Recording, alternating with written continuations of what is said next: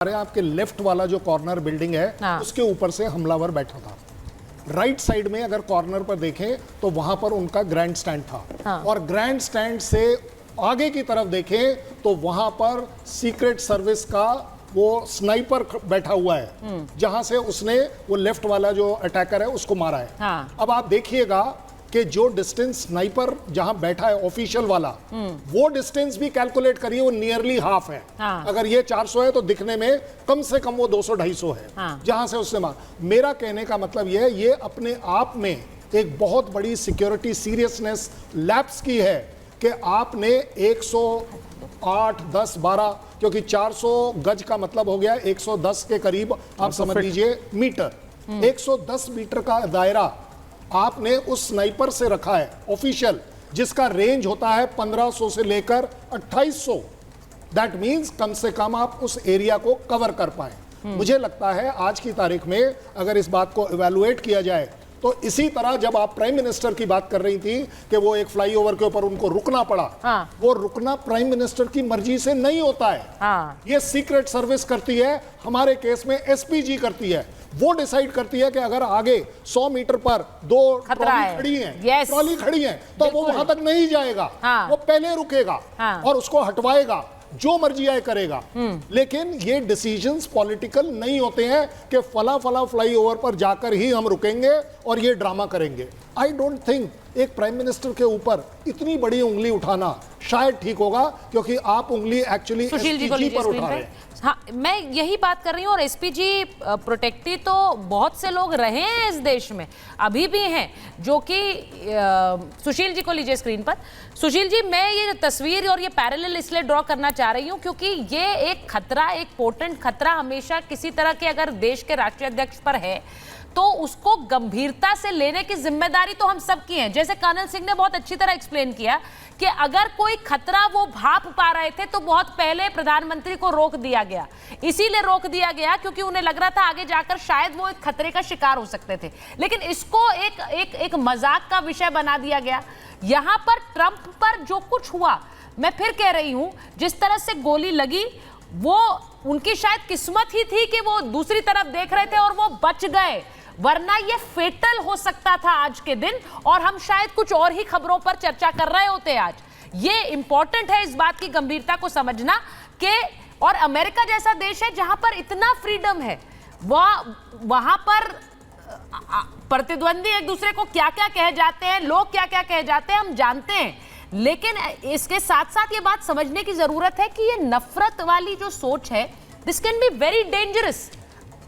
एक 20 साल का लड़का उसे कैसे समझ रहा है हम नहीं जानते।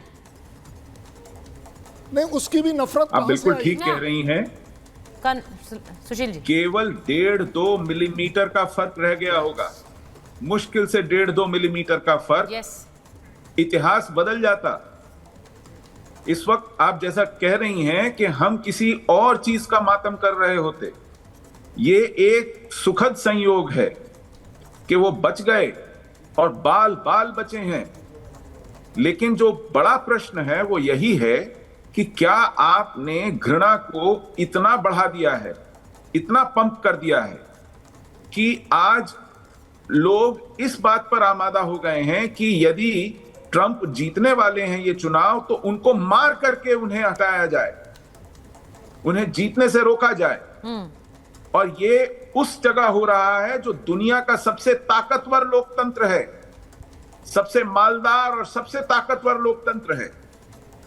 ऐसी जगह यदि इस तरह की घटनाएं हो सकती हैं या की जा सकती हैं तो हमारे लिए, अपने लिए ये चिंता की बात है, ये पूरी दुनिया के लिए चिंता की बात है। ऐसा नहीं है कि आज शासनाध्यक्ष नहीं मारे जाते। शिंजो आबे के साथ क्या हुआ जापान में? बिल्कुल, वो भी एक पूर्व प्रधानमंत्री थे, छुरा घोंप करके मार दिए गए। आल्डो मोरो के साथ क्या हुआ इटली में? ओलाफ पाल्मे के साथ क्या हुआ स्वीडन में? तो दुनिया में राष्ट्राध्यक्षों को, प्रधानमंत्रियों को, सरकारों के नेताओं को इस तरह मारा जाता रहा है और इसके लिए राजनीतिक हिंसा, घृणा, एक पूरे के पूरे प्रचार तंत्र की इसके अंदर मिली भगत होती है। वो उन्हीं के पार्टी के थे भाई। तो और ये दोधारी तलवार है। अपोजिशन के नए नहीं थे सुचरिता जी, शासन, ऐसा ट्रम्प की नहीं है पार्टी कि ये गई थी। केवल आपके प्रतिद्वंदी को मारेगी, ये आप पर भी आती है। यदि आप ऐसा वातावरण तैयार करेंगे, यदि आप कार्यकर्ताओं को गांवों में मारेंगे केरल के, सर वो बंगाल में वो उनके घर ट्रम्प की जलाएंगे, पार्टी गई थे, तो आप ऐसी जिसने हिंसा की असैसिनेशन प्रतिक्रिया करने की झेलने कोशिश के की लिए वो भी ट्रम्प की तैयार पार्टी रहेंगे। का ही आदमी था। ये भी आपको शायद नहीं पता होगा, तो मैं जिस बता देता तरह हूं। राजनीतिक हत्याएं होती हैं, कार्डर्स को मारा जाता है, चुन चुन के घेर कर मारा जाता है, ये एक हिंसक राजनीतिक विचारधारा का ही परिणाम है। तो इसीलिए आप भी थोड़ा सा ये भी एक अपील करिए राजनीतिक सरकार हिंसा से की ही परिणति कि गांधी है। इसको ढंग की सिक्योरिटी और अकोमोडेशन दे। जितना थ्रेट फैक्टर गांधी फैमिली का है, सिक्योरिटी बड़े कम उनकी लोगों का है है। देश में, किसी और भी सरकार ने फैमिली खींचा की हुआ है। सिक्योरिटी प्रियंका compromise गांधी नहीं प्राइवेट हुई है। फ्लैट में रह रही हैं। बंगले से सिक्योरिटी ये हाल है। तो सिक्योरिटी थोड़ा होती है। मोदी साहब से अपील कर सिक्योरिटी दीजिए से कि सिक्योरिटी गांधी होती की है। सिक्योरिटी बढ़ाएं। आप अपनी विचारधारा से हिंसा नहीं, हमारी को विचारधारा स्थान नहीं दीजिए। है। जिसने ट्रंप के ऊपर आप हमला किया बिल्कुल, वो भी ट्रंप की पार्टी का था, आज भी- वो कोई आप लेफ्टिस्ट या आज भी वामपंथी नहीं था। स्टालिन के- पहले आप थोड़ा आज ज्ञानवर्धन भी कर लीजिए माओ आप। के चित्र लगाकर कॉन्फ्रेंस करते हैं। The person who tried to आप assassinate आज भी Trump was from his own party. माओ को, He was not left. Stalin को अपना नेता और अपनी प्रेरणा का स्रोत मानते अरे हैं। भाई, आज आप भी। अपना गुणगान इन्होंने मत करिए, करोड़ों लोग थोड़ा लॉजिकल बात करिए। करोड़ों लोगों को मरवाने मैं एक वाले बार प्रेम ऐसे कुमार जी लोगों के के पास आप जा रही चित्र हूँ। लगाकर कॉन्फ्रेंस करते हैं। ठीक है, एक सेकंड, मैं एक बार प्रेम कुमार जी के पास जा रही हूँ। प्रेम कुमार जी, ये जो तस्वीरें हम दिखा रहे हैं डोनाल्ड ट्रंप पर हमले की, और उसके बाद हम बार बार एक सबक की तरह इस तस्वीर को लेना चाहिए। मैं बार बार ये कह रही हूँ, it's not about American society, Indian society, हमें हर देश में एक सबक की तरह इसे लेने की ज़रूरत है कि ये सुरक्षा इंपॉर्टेंट है।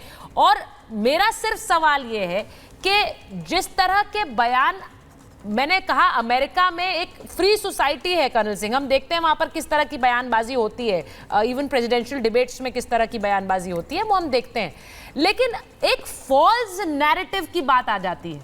अगर आप एक झूठी बात को सच साबित करके किसी व्यक्ति के खिलाफ चलाएंगे तो क्या उसका प्रभाव नकारात्मक इस हद तक जा सकता है? तो फिर जिम्मेदारी किसकी होगी जो वो नैरेटिव चलाएगा? अब मैं इसीलिए आपसे पूछ रही हूं प्रेम कुमार जी, ये सवाल बार बार उठता है, संविधान खत्म करने वाली बात, ये संविधान खत्म कर देंगे जब सत्ता में आएंगे, ये जाति को लेकर किस तरह से बार बार आरक्षण छीन लेंगे, ये ऐसी बातें हैं जो भारतीय समाज में, इंडियन सोसाइटी में एक बहुत नफरत फैलाने वाली बात हो सकती है, और उसको फैलाया गया चुनाव में। प्रेम कुमार जी। सुचरिता जी, जो घटना घटी है उसको इस रूप में देखिए, ये कोई भीड़ आक्रमण नहीं कर रही है, ये कोई जनता आक्रोशित होकर के बदला लेने नहीं उतरी है, ये एक साजिशन, एक घटना को अंजाम दिया गया है। तो साजिशन जब जिस घटना को अंजाम दिया जाता है उसमें, और आप जो कह रही हैं कि कोई राजनीतिक